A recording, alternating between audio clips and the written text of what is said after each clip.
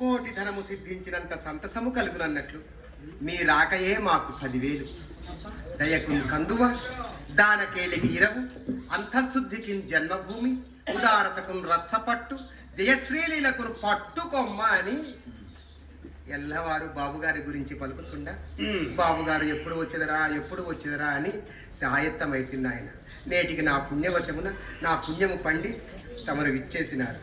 అమ్మా చింతామణి, ఆలస్యం చేయవచ్చునట్టే. నా పాండిత్యం ఇప్పుడేమున్నది నాయన.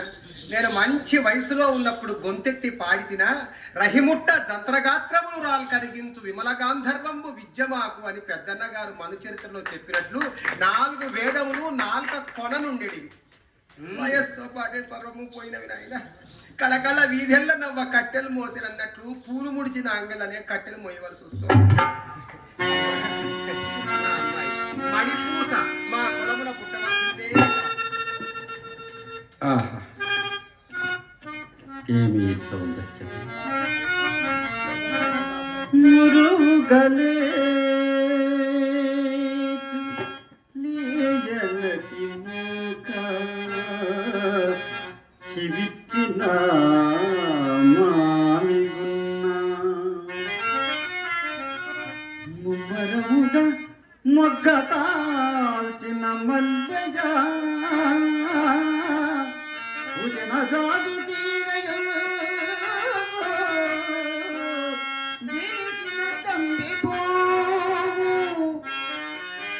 నెరవిచ్చిన సంపెగ పూల గుత్తి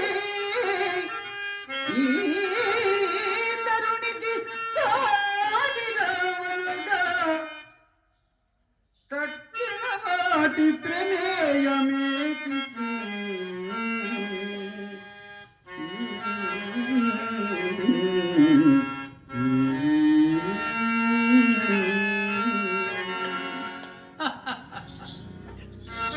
పంతులు గారికి నేడేలకో మా మీద నిర్హేతుక జాయమాన కటాక్షం వచ్చినది. నిర్హేతుకమేమి సహేతుకమే. నిన్నటి పరీక్ష తరువాయి భాగం ఉన్నది కదా. పై మాటలతో పప్పులడుకు.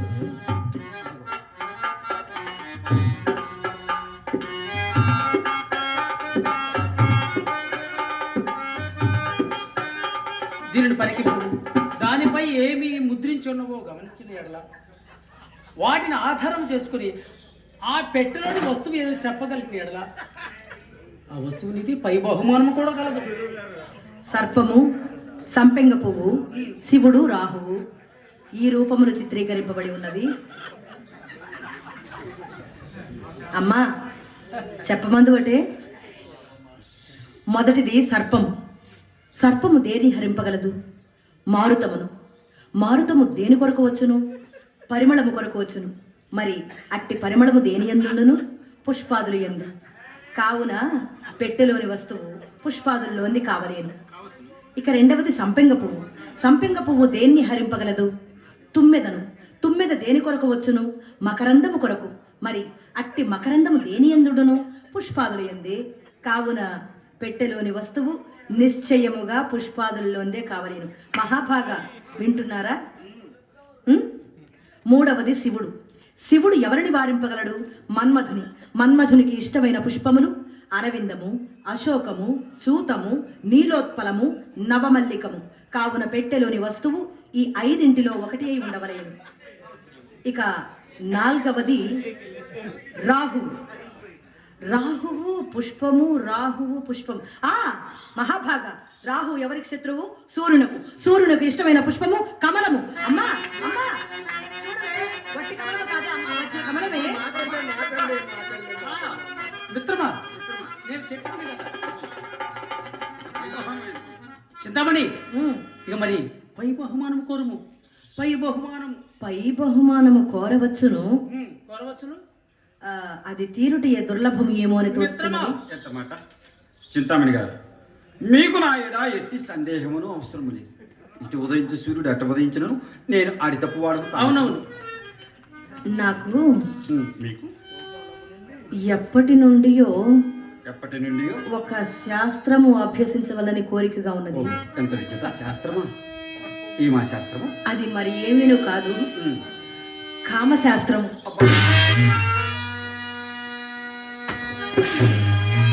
తేలిపోయింది చూసారా? అందులకే అన్నాను కోరుటికేమి కానీ తీరుటి దుర్లభము అని. అప్పుడే తాటాకులు కట్టకండి, కొంచెం నిదానించండి. అలాగే మీకు కావలసినంత సమయం తీసుకుని యోచించి సెలవివ్వండి. ఇంతలో నేను వెళ్ళి తమలపాకులు పెట్టేదను. చింతామణి గారు, తమలపాకులకి ఏం కానీ ఇచ్చట చాలా ఉక్కగా ఉన్నది. ఈ నూతన మేడలో ఉండదా? అలాగైనా మా తోటలోనికి ఎగుదము రండు, చాలా చల్లగా ఉంటుంది. రాక రాక నీరు రాగ వలపు ఏరు రాగ నా వెంట నీవు నీ జంట నీవు వచ్చావు నా ఇంటి దాకా. రాక రాక నీరు రాగ వలపు ఏరు రాగ నా వెంట నీవు వచ్చావు నా ఇంటి దాకా. నువ్వు వస్తే నువ్వులిస్తా, పూజ చేస్తా. వస్తే తోడు వస్తే నీడనిస్తే చాలు చాలు చిన్నమాట, ఒక చిన్నమాట, చిన్నమాట, ఒక చిన్నమాట. మిత్రమా, మిత్రమా, చింతామణి.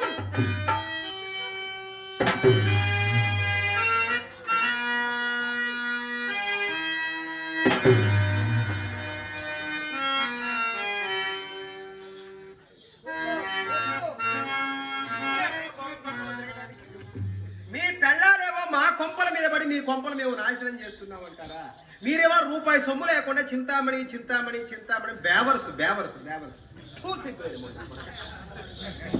అత్తకి లేక అటుకులు తింటుంటే అల్లుడు వచ్చి దీపావళి పండుగ చేయమన్నట్టు. మీ తమ్ముళ్ళు ఎంతో మంది అదిగో అరుగులు కట్టించి అరుగుల మీద ముసుగులు వేసుకుని పడుకున్నారు. పోయి వాళ్ళ పక్కన పడుకున్నారా? దొడ్డి వాకిట్లో నుంచి ఇంట్లోకి పోయి పెళ్ళాం కాళ్ళు పట్టుకుని నువ్వే దిక్కు నువ్వే దిక్కు నువ్వే దిక్కు ఏడవరా ఉండవని.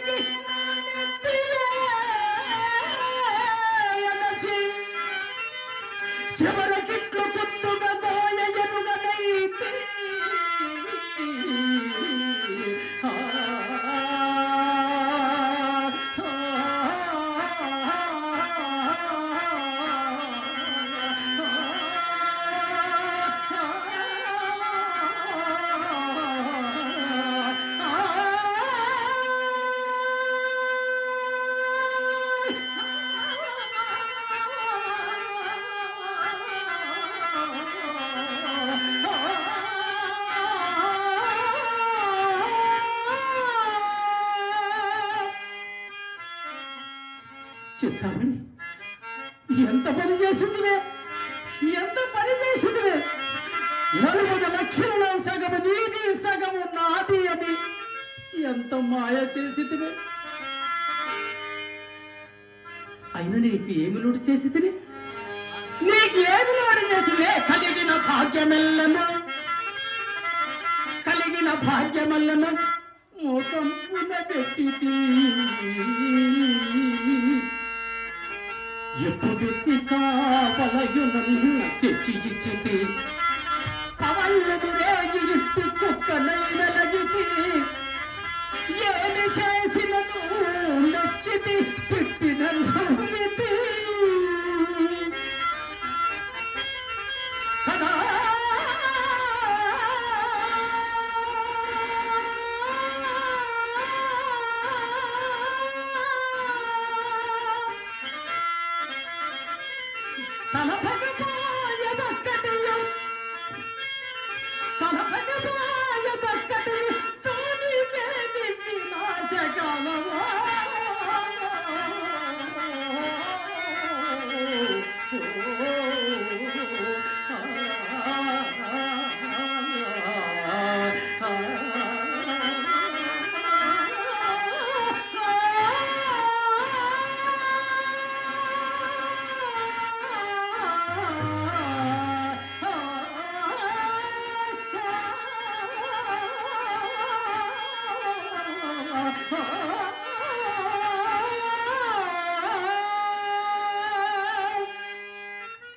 అయ్యో, ఎంత వైపరీత్యము జరిగినది, ఎంత వైపరీత్యము జరిగినది.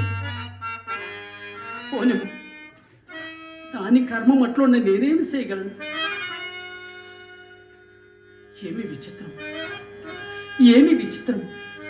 అంతటి మహాపండితుడు, మహానుభావుడు, నా మిత్రుడు బిల్వమ్మగల బుద్ధి ఎంతలో ఇట్లు మారిపోయిను. పోనిమ్ము, అతని కర్మం అట్లున్నా నేనేమి చేయగలను? అయినా ఇప్పుడు నా గతి ఏమిటి? అయినా ఇప్పుడు నా గతి ఏమిటి?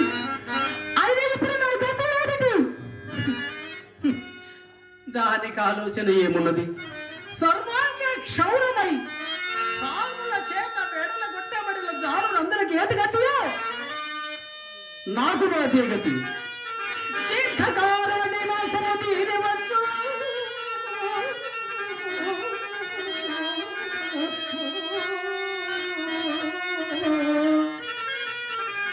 దొంగ చందం గుడజని దొడ్డిదారి నింటబడి